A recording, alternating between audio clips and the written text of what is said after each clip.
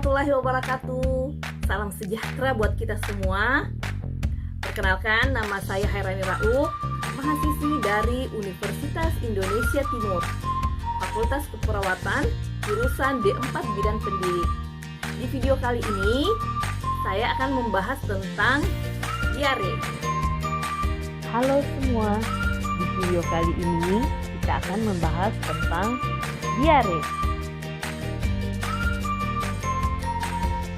Tahukah kamu, WHO menyatakan ada 2 miliar kasus diare pada orang dewasa di seluruh dunia setiap tahun.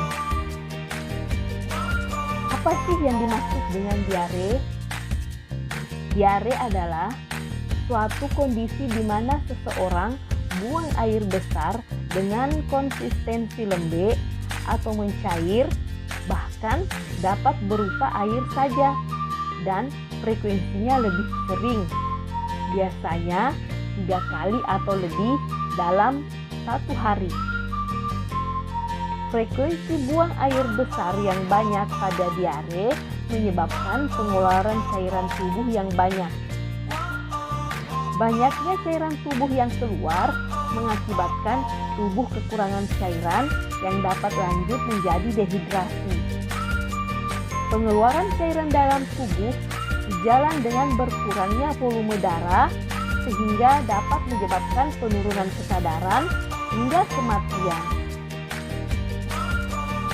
Kenapa bisa terjadi diare? Yang pertama, karena adanya infeksi yang disebabkan oleh bakteri, virus, atau invasi parasit, atau bisa juga malabsorpsi, alergi, keracunan, imunodefisiensi, dan faktor fisiologis atau kecemasan. Apa saja ya kira-kira penyebab diare? Penyebab atau cara penularan diare dapat dirangkum dalam 4 S. S yang pertama yaitu pinjer. Di jari tangan terdapat banyak kuman.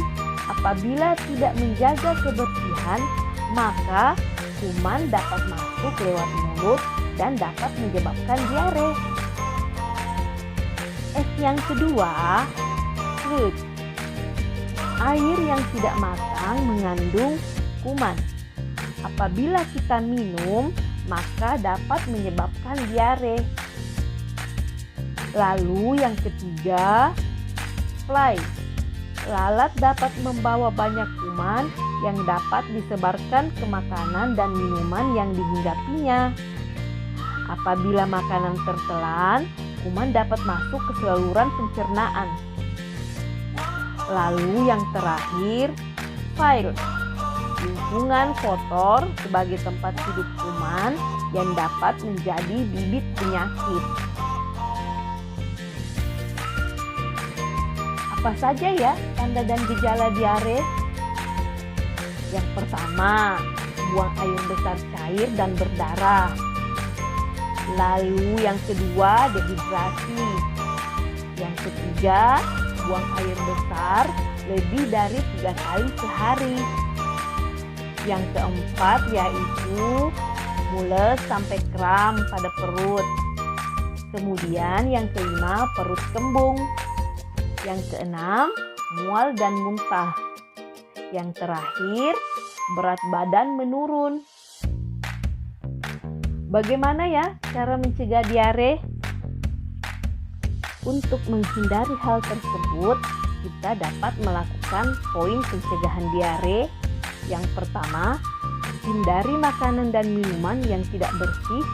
Gunakan makanan yang segar dan terhindar dari lalat.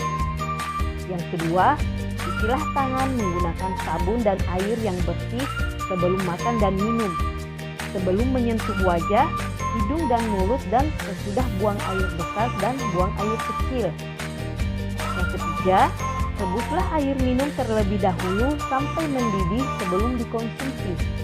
Yang keempat, gunakanlah air bersih untuk memasak bahan makanan. Yang kelima, janganlah buang air besar di sembarang tempat. yang keenam, bila perlu lakukan imunisasi dan vaksin rotavirus pada bayi Anda. Bagaimana ya cara mengatasi diare? Yang pertama, berikan Oralit sesegera mungkin untuk mengatasi dehidrasi.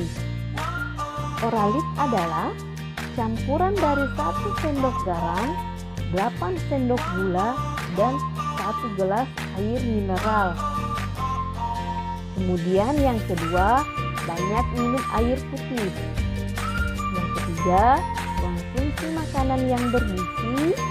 Yang keempat yaitu segera bawa ke dokter atau pelayanan kesehatan terdekat apabila diare tidak kunjung sembuh. Kapan kira-kira harus memeriksakan ke dokter atau ke pelayanan kesehatan terdekat? Pada anak, jika diare yang menyerang anak semakin parah dan berkelanjutan. Kedua, jika anak sudah menunjukkan tanda-tanda diare. Yang ketiga, jika mengalami diare sebanyak 6 kali atau lebih dalam kurun waktu 24 jam. Lalu pada orang dewasa, diare yang disertai dengan muntah, adanya perdarahan pada anus, adanya darah pada tinja, diare pada malam hari sehingga akan mengganggu tidur. Kemudian, diare terjadi dalam seminggu. Yang terakhir, berat badan turun drastis. Oke, demikian penjelasan tentang diare. Semoga bermanfaat. Terima kasih sudah menonton video ini.